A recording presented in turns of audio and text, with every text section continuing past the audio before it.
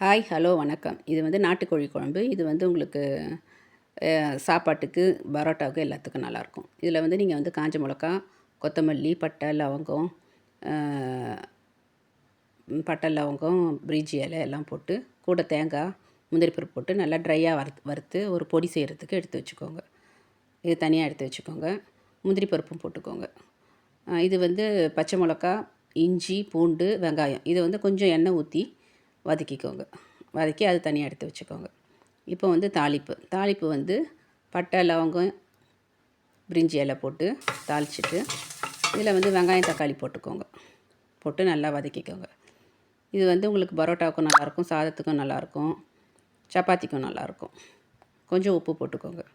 உப்பு போட்டுக்கிட்டு கூட கொஞ்சம் மஞ்சத்தூள் போட்டு, உப்பு வந்து உங்களுக்கு கொஞ்சம் சீக்கிரம் வதக்கிறதுக்கு போட்டிங்கன்னா நல்லாயிருக்கும். இதுக்கப்புறம் வந்து நீங்கள் கோழியை வந்து கொஞ்சம் மஞ்சத்தூள், தயிர் போட்டு பெரட்டி வச்சுக்கோங்க. ஒரு 1/4 மணி நேரம் ஊறினாக்கா நல்லாயிருக்கும். இது அதில் கொட்டி நல்லா கிளறி விடுங்க. கொஞ்சம் மிளகாத்தூள் போட்டு கொஞ்சம் நாள் வேக விடுங்க.